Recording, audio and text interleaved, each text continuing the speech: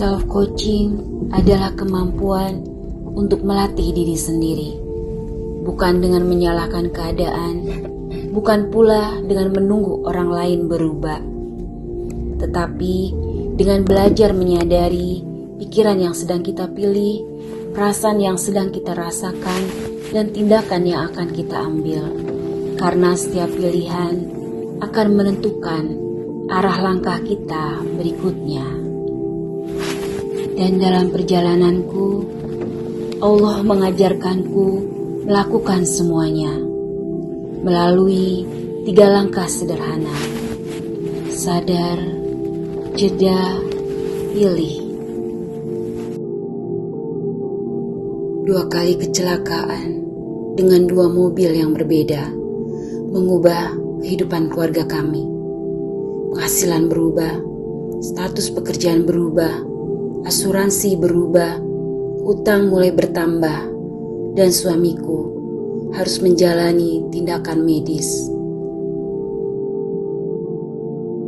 Setelah tindakan medis, perjuangan kami ternyata belum selesai. Suamiku harus menjalani terapi selama berbulan-bulan. Setiap hari kami belajar menerima bahwa kesembuhan membutuhkan waktu. Namun, di saat proses itu masih berjalan, kami kembali dikejutkan dengan diagnosis baru putri kami. Kehidupan kami berubah. Kontrol ke psikiater menjadi lebih sering. Obat harus disesuaikan, dan kami harus belajar memahami keadaan yang belum pernah kami hadapi sebelumnya. Belum selesai sampai di situ. Akses asuransi yang selama ini kami andalkan mulai berubah. Dan akhirnya benar-benar hilang.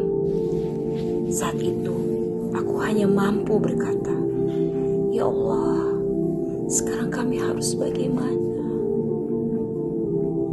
Tagihan demi tagihan terus berdatangan. Bukan hanya angka-angka yang harus kami hadapi, tetapi juga kegelisahan yang perlahan memenuhi hati. Ada rasa takut, ada rasa khawatir tentang hari esok yang belum kami ketahui. Setiap tagihan yang datang seperti mengetuk pintu hatiku berkali-kali, mengingatkanku bahwa masih banyak amanah yang harus kuselesaikan.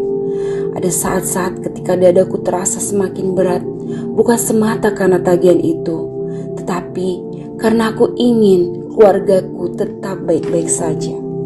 Mobil yang selama ini menemani perjalanan keluarga kami, mobil yang mengantarkan kami bekerja, mengantarkan putri kami berobat, mengantar kami menuju rumah Allah, dan menjadi bagian dari perjuangan hidup kami. Saat melihat mobil itu diangkut, aku tidak hanya melihat sebuah kendaraan yang pergi. Aku sedang belajar mengakui bahwa kami memang kehilangan. Aku tidak hanya sedang mendampingi proses pemulihan suamiku. Aku juga sedang belajar mendampingi putriku.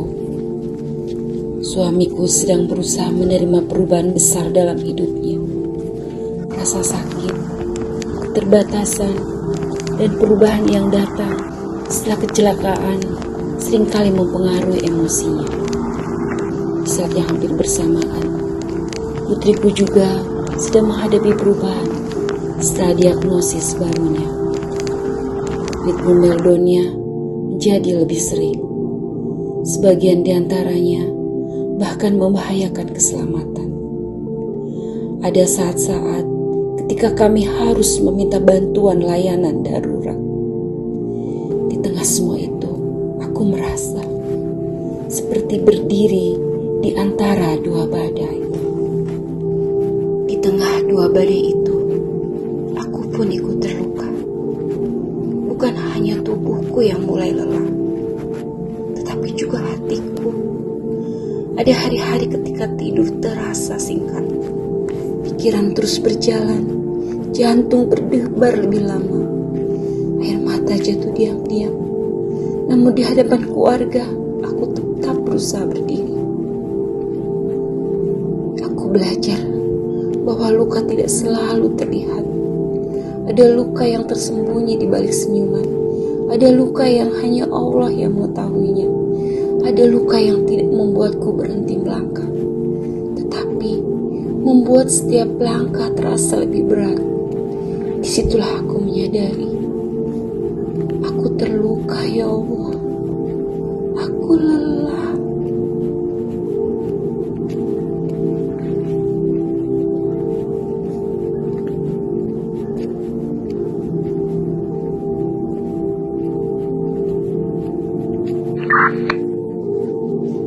Hari itu, aku menyadari aku membutuhkan pertolongan. Saat keselamatan fisikku terancam, aku membutuhkan bantuan manusia. Karena Allah menghadirkan mereka untuk menjaga keselamatan kami. Namun, saat jiwaku mulai dipenuhi rasa takut, saat hatiku mulai kehilangan kekuatan, aku tahu yang paling kubutuhkan adalah datang kembali kepada Allah, bersujud kepada Allah. Karena ada keadaan yang hanya bisa dipulihkan oleh pertolongan manusia, tetapi ada luka yang hanya mampu dipulihkan oleh Allah. Ya Allah, inilah isi hatiku saat ini. Aku terluka. Aku lelah. Aku takut. Aku khawatir. Aku kehilangan. Dan kini aku menyadari aku tidak mampu memikul semuanya sendirian. Aku duduk tenang, menarik nafas perlahan. Lalu aku mulai mengingat kembali betapa banyak kebaikan Allah yang masih ada dalam hidupku. Perlahan, lisanku bersikir, Alhamdulillah, Alhamdulillah, Alhamdulillah. Allahu Akbar, Allahu Akbar, Allahu Akbar. Subhanallah, Subhanallah, Subhanallah. Lalu ku iringi dengan istighfar. Astagfirullah, Astagfirullah, Astagfirullah. Bukan sekedar mengucapkannya, tetapi menghadirkannya ke dalam hati.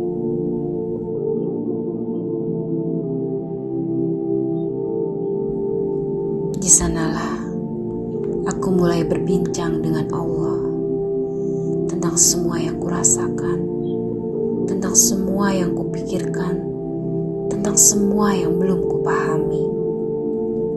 Aku tidak sedang mencari jawaban dengan tergesa-gesa. Aku hanya ingin dekat kepadanya.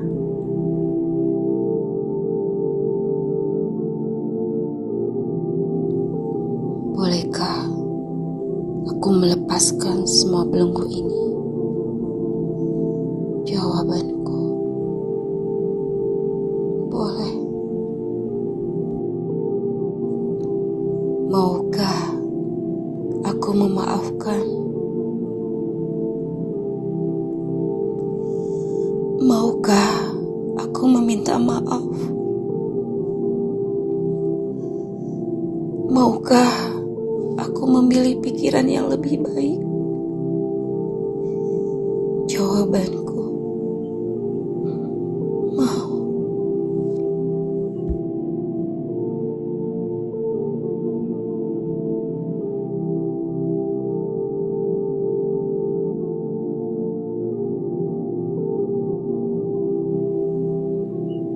Kalau bukan hari ini,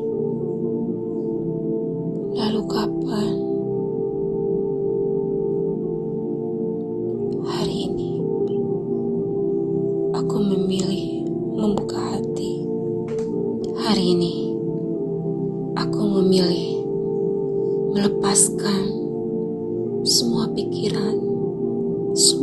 perasaan dan semua belenggu yang selama ini mengikat hatiku. Aku memilih memaafkan. Aku memilih meminta maaf. Aku memilih bertumbuh.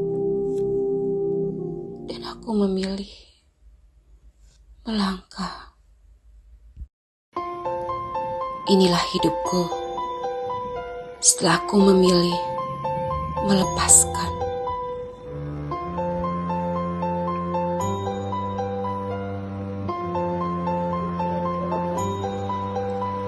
Hari ini aku memilih melangkah, dan aku percaya Allah akan terus menuntun langkah kami.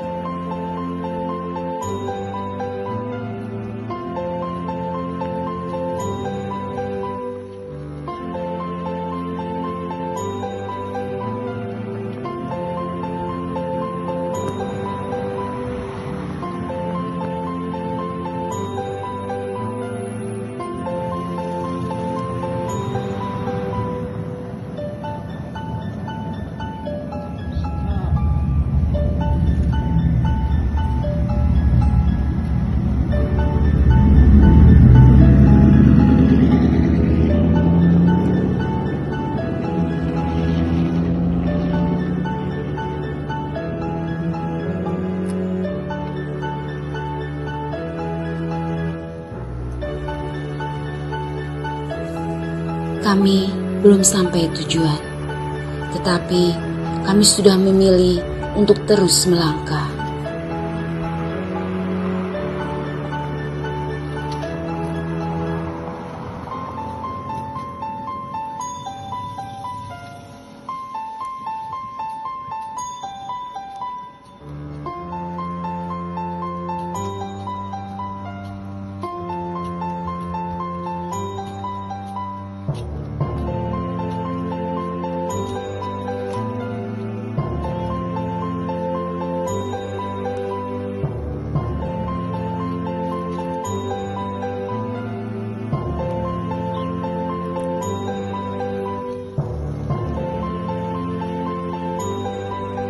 Alhamdulillah untuk pelajaran hati hari ini.